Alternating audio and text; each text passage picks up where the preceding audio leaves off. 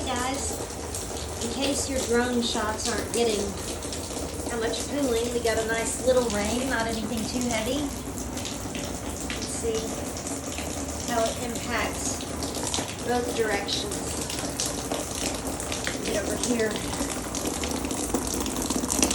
It actually pours down and hits it